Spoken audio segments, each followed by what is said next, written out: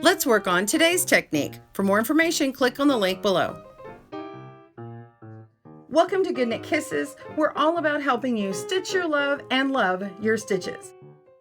Okay, so this is clue number 3. Now it's kind of sideways in this picture, but you can see all these stitches. Isn't this cool? I wish I could like get the big sample out and show you, but here's a good picture that we have. So this is clue number 3. It's not knit that way. Okay, it's running this direction, so you got to turn it. So this is clue 3, and then if you need a recap, there's links to go to the other ones, and then we talk about it through here. And then down here on the page, this is the link that she's got included, is notes for loom knitters. Whew, we're on week 3 of the stitch along, and you may not realize it, but it's much easier than the needles on clue 2.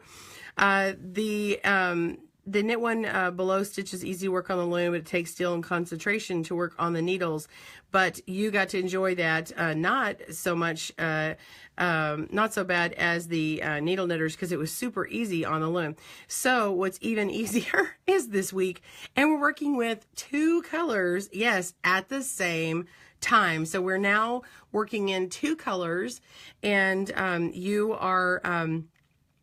are going to get another break. So look at this stitch here. Now I've gone ahead and knit up the first couple of rows so you can see it coming through, but this is what the stitch looks like as it comes through on the loom. Look at this. What do you guys think of that? It's so cool, right? Look at that. And it has a lot of really cool application. It has this really neat woven effect, but I mean, it's not woven, but it has that look. Really cool and structured. And then this is taking up, it's on a 48 peg loom, and this is 43 stitches here. So you can do the entire panel on this loom. And of course, if you're using a different yarn and gauge, you know, change your loom to make it appropriate. What you need to do, the first thing for loom knitters need to know, is when you cast on, you want to cast on to where you end up here, so that you're going to be working back to the left for row 1. So I start here and I work my way back here, boop, or you can start wrapping here and wrap all the way back and then knit over, and then you're ready to start again. So we've already started that. I've already done the first row repeats a couple of times so that it can be in here and established. The back of it has this cool little sort of dappled light effect, you know. It's kind of a neat little texture on the back here. So it's got a series of yarn overs, and they're just being held in the back here. They're not really long, and so they have this cool effect, for lack of a better word. And so we want to start on row 1. It is a 4 row repeat. It's a slip stitch tweed right here. You're making 1 strip this week. We are casting on contrast A, which is my dark gray, and 43 stitches. And then row 1 with A, what we do is we will knit 3, and then we'll begin our asterisk section, which is slip 1, knit 3. So really, you're just skipping it. You're pulling it behind the pegs, and then you knit 3, and then you knit to the end of the row. And then when we come back, we're going to be purling those same stitches, so, and skipping the other ones. It's really simple. And then we'll work row C, knit 1. So we're working from the right to the left, and we'll knit 1, picking up with C, which is our lighter color. This I think this was sand or almond, and we'll be knitting 1 and then slipping 1 and then knitting 3. So we'll see how that works. And then you pick up knitting on the back end of it. So you do have to, I'm sorry, you pick up purling. So you do have to purl on this every other row. That would be the wrong side row on needles. Okay, so when I grab my new yarn, I'm just going to pick it up from the bottom so that it twists this, and then I work with my first stitch. So I'm just U-knitting. Okay, so I'm just going to take my yarn and I'm going to wrap it around, and I'm just going to knit 3 for row 1. Knit 1, 2, Okay, and notice right here, like there's a dark yarn here, and you skip 3 and there's another dark yarn, skip 3, another dark yarn. Okay, when I knit this one, it's going to remain dark. So this is my second one, 2, 3. Okay, and now this one right here is the lighter yarn. I'm just going to put my work in the back, and then I'm going to go in front of the next one and knit this one. So that's 1, 2. Notice this one here is dark and it stays dark. And 3. See that? So now we've got a 1, 2, 3. Okay, then a blank. That's the slip. And then a 1, 2, 3. And then now we're going to do that again. We're going to skip it or slip it. And then knit 1, 2, 3. That's it. So we are going to continue along that line. I'm so sorry. I'm just coughing at y'all. Let me move this. And, all right, so let me scoot in because, oh, sorry. Oh, stop. I'm trying to get you guys in my,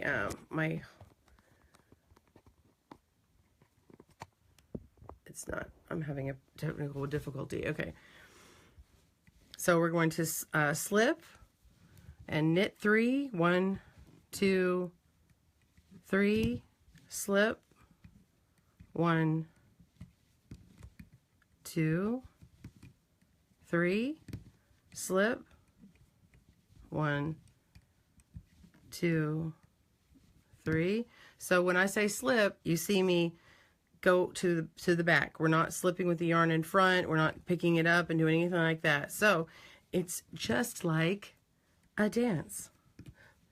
It's like the waltz, which we're just like skip 1, 2, 3, skip 1, 2, 3, 1, 2, 3, 1, 2, 3. And if you notice, every other, let's see, I'm going to show you. So now you see that there's 1, 2, 3 in gray, and then this one is this sand kind of color right here, right? So that gets left alone. We continue to leave that alone all the way to the end. 2, 3, and skip that. 1, 2, 3. And so you see how 43 stitches will work out. Knitting 3, skipping 1, repeat to the end, and the last 3 stitches are knit. Now we come back and we are purl 1, 2, 3. So these are the same thing as before. So purl 1, 2, 3, da da da da. Just so you, and then we skip, we come back to the back here, and now we begin our repeat again. 1,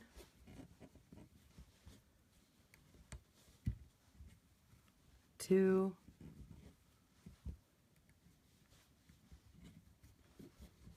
3. Okay, go in the back. Same thing. Really simple, right? You guys like this? Comment if you have what you think about this. You think so far it's simple enough to do?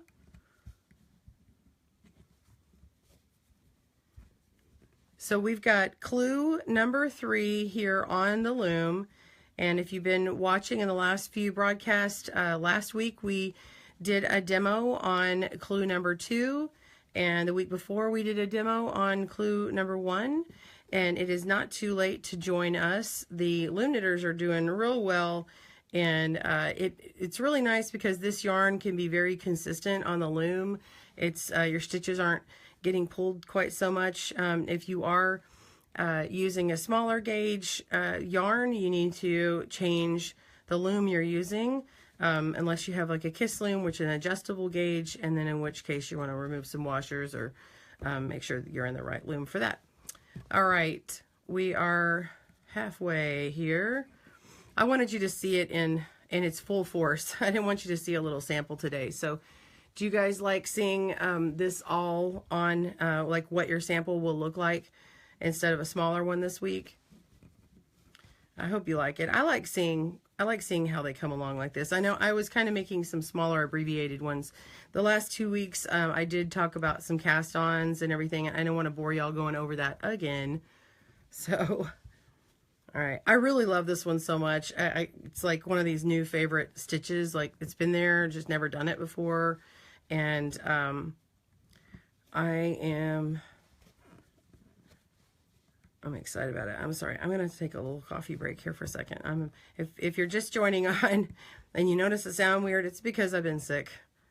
So I am, and I'm also running out of yarn too, because this was a sample and I didn't gauge enough yarn, so I'm gonna have to do something I don't want to do, and I'm just gonna go ahead and just add it in like this. Okay, add in yarn. So excuse me. Okay, I gotta get some coffee. Hold on. So sorry. I have been to the doctor, y'all, so do not fear. All right. Oh, am I knitting? I'm knitting. I totally messed up my thing. Okay, y'all are paying attention to me and I'm not. I just added in that yarn and I knitted it, and that's not right because it's supposed to be purled. So y'all probably caught that. All right, let me do that again. It's purled.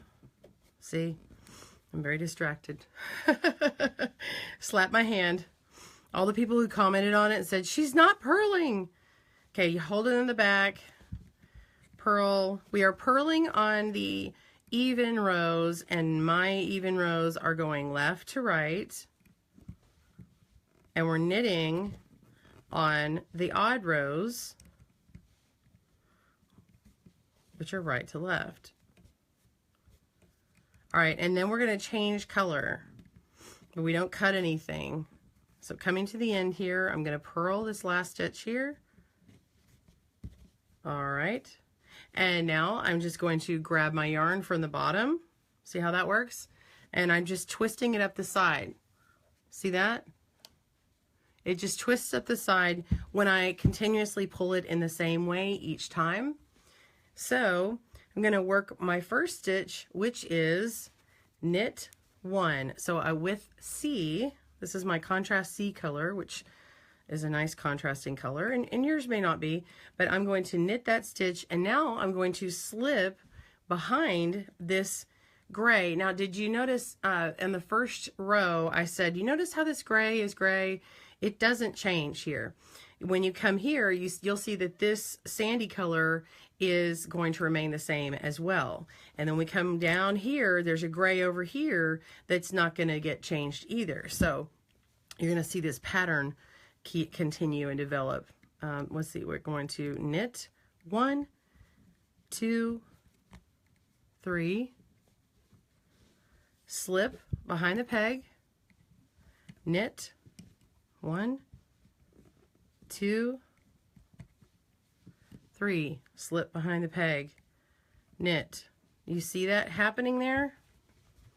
So you see how it's continuing to, now we've shifted the pattern over where it was 1, 2, 3 in gray, and then skip 1, 2, 3 in gray. So what's happening is on the back here, well, this is actually our right side, this is what is working up. Look at that. Isn't that cool? So if you're just joining me, this is what we're making today. It's really cool. I think it looks like a piece of fabric I've seen at the store, you know, like in a cotton or something, or even like a woven fabric, really, you know, like a woven. You could do like a jacket or something. I've got some ideas already, y'all. I mean, I'm just saying, I've got ideas. So it's very cool. So you're just skipping. It's all you're doing. You're just not knitting part of the stitches the whole way across, and then on the way back, it's the same thing. You're just purling though on the way back. Now for the knitters, I mean, for the needle or the hand knitters, they don't have to purl this week. And so, but there's a video on that. You can see that on the blog, what theirs looks like. But I actually went into, if you are knitting with the needles, I actually go into mistakes that can be made and how to fix those mistakes, because on needles it can be easier to just go along and get complacent and kind of miss something, and you really having a way to fix that or recognize how to fix it, or fixing it on the row back. And so I went over that, and I hope that people enjoy it and know that it's there. So if you do see somebody on the Stitch Along page say, hey, I have a mistake, be like, go back and look at the video. Kristen totally has a fix for you, and no one's going to be left out in the rain, okay? You got help. But the loom knitting, oh my gosh. Yeah, it's simple. Okay, so we come to the last one, and we just knit that. Okay, so remember at the end last time there was 3 of this dark gray color, and now there's just this one at the end. So now it's completely shifted over.